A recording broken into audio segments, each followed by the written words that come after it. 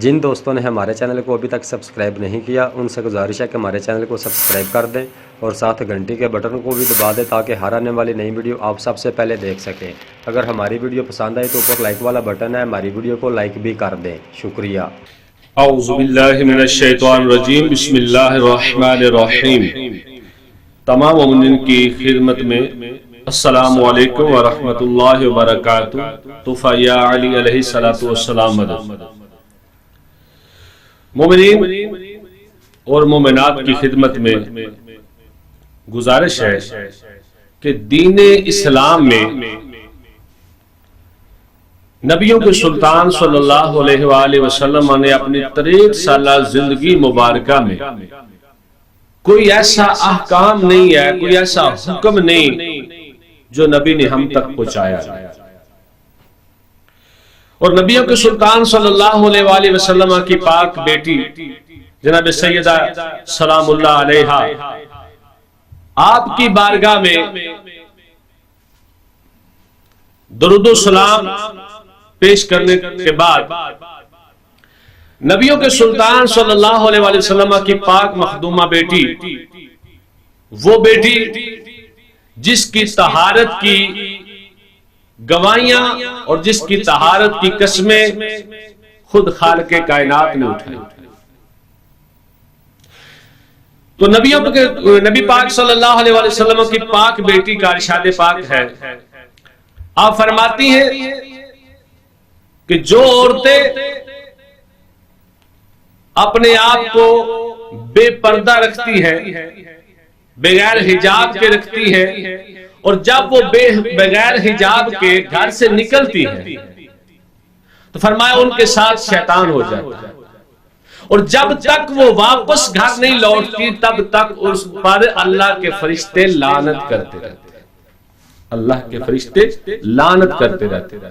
کیوں کرتے ہیں؟ کیونکہ جو عورت ہے، عورت کا اگر لغوی معنی دیکھیں آپ، عورت، میں مثال دیتا ہوں آپ کو، عورت کہتے ہیں اس بند مٹھی کو، آپ کا لغوی معنی پیش کر رہا ہوں کہ عورت اس بند مٹھی کو کہتے ہیں، اس بند مٹھی کی طرح ہے عورت، جب اس بند مٹھی سے وہ باہر آئے گی وہ عورت نہیں رہے گی، جب تک مٹھی بند ہوگی تب تک وہ عورت ہے۔ عورت کا معنی یہ ہے جو میں آپ کو سادے لفظوں میں بتا رہا ہوں کہ عورت کا معنی ہے بند مٹھی، اور جب تک وہ بند مٹھی میں رہے گی تب تک وہ عورت ہے، جب بند مٹھی سے باہر آئے گی پھر وہ عورت نہیں رہے گی۔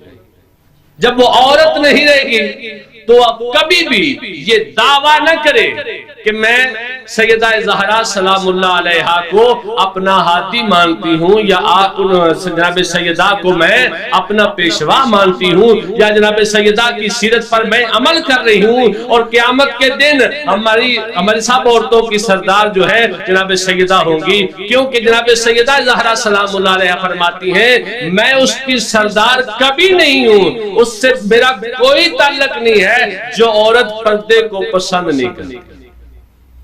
اور جو عورتیں دربار پر زری پاک پر جا کر نماز پڑھتی ہیں، وہاں نوافل ادا کرتی ہیں، میں ان کی بارگاہ میں مؤدبانہ گزارش کرنا چاہتا ہوں، بڑے ادب کے ساتھ بات کرنا چاہتا ہوں، ان تمام ماؤں بہنوں کی خدمت میں گزارش کرنا چاہتا ہوں کہ جو عورتیں اپنے گھر کو چھوڑ کر باہر جا کر کسی قبر پر، کسی دربار پر جا کر وہ نوافل ادا کرتی ہیں، وہاں پر واجب نمازیں پڑھتی ہیں، میں آپ کو قرآن و حدیث کی دلیل سے بتا رہا ہوں آپ کی کوئی نماز نہیں ہے۔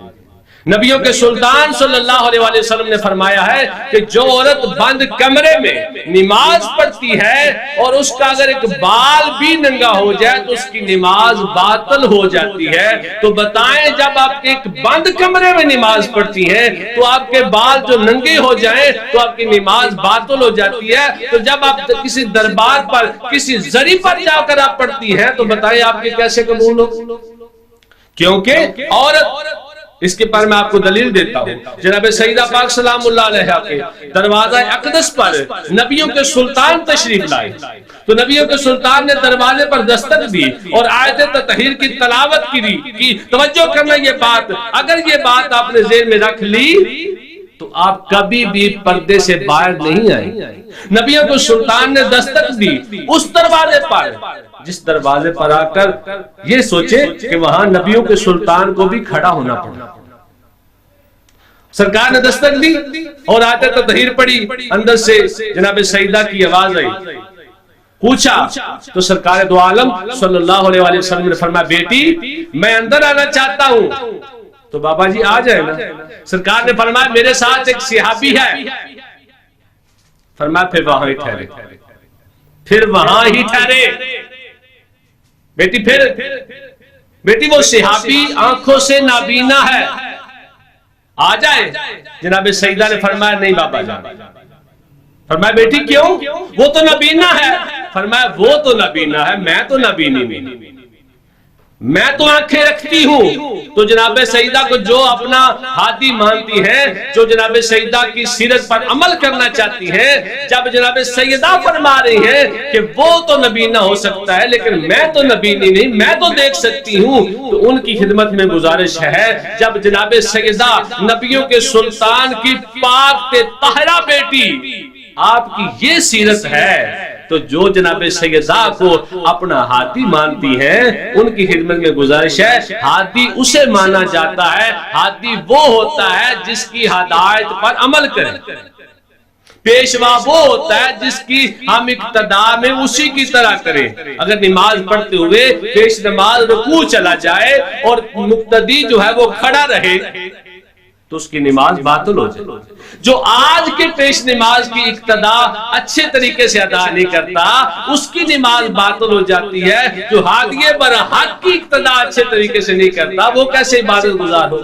اور جو عورتیں اپنے آپ خوشبو لگا کر باہر نکلتی ہیں, کہتی ہیں ہم سے خوشبو آئے, اور جو عورتیں خوشبو اور سنگار کر کے باہر نکلتی ہیں, خدا را ان کی بارگاہ میں گزارش ہے, خدمت میں گزارش ہے, ان ماں بہنوں کی بیٹیوں کی خدمت میں گزارش ہے کہ خدا را ایسا نہ کیا کرے, کیونکہ نبیوں کے سلطان فرمایا جب عورت گھر سے نکلتی ہے تو شیطان اس کے ساتھ ہو جاتا ہے, اور جب تک وہ بے پردہ عورت باہر رہتی ہے واپس نہیں آتی تب تک اس پر فرشتے لعنت کرتے ہیں. تو خدا را پردے کو فروغ دے. کیوں؟ اس لیے پردے کو فروغ دے کہ پردہ جب سے ختم ہوا ہے, جب سے ہم نیشنل دور میں قدم رکھنا شروع ہو گئے ہیں, جب سے ہم دنیا کو شریعت کے اوپر لے گئے ہیں, ہم اپنے معاشرے کو شریعت کے اوپر رکھتے ہیں, تب سے ہمارے ملک میں کیا پوری دنیا میں بے پردگی ہونے کی وجہ سے بے حیائی کو فروغ ملا. گناہ زیادہ شروع ہوئے ہیں, بربادیاں زیادہ شروع ہوئی ہیں, گھر زیادہ اجڑنے شروع ہوئے ہیں. اس لیے جب سے عورت پردے میں تھی تب سے برکت تھی, رحمت تھی, عزت تھی. آج عورتیں سنگار کرتی ہیں. میں عرض کرنا چاہتا ہوں ان ماں بیٹیوں کی خدمت میں کہ جو عورتیں پہلے موجود تھی, آج سے کوئی سال پہلے پیچھے چلے جائیں, وہاں نہ بیوٹی پارلر تھی, نہ کوئی خوشبوئیں تھی, کچھ بھی نہیں تھا. وہ عورتیں کیسے سنگار کر کے اپنے خامد کے سامنے آتی تھی.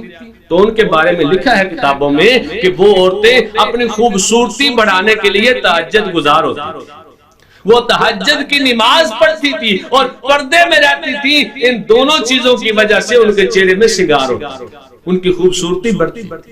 تو خدا را ہر عبادت کا, ہر طریقے کا کوئی نہ کوئی اصول ہوتا ہے. جب ہم کلمہ نہ پڑھیں گے ہم کسی دائرے میں نہیں, اور جب ہم کلمہ پڑھ لیں تو پھر ہم ایک دائرے میں آ جاتے ہیں. جب ہم دائرے میں آ جاتے ہیں تو وہاں آ کر ہمیں وہ احکامات ماننے چاہیے جو ہادی برحق کی ہوتی ہیں. تمام ماں بیٹیوں کی خدمت میں گزارش ہے کہ خدا را پردے کو فروغ دے, اسی میں آپ کی بھلائی ہے. وما علینا الا البلاغ.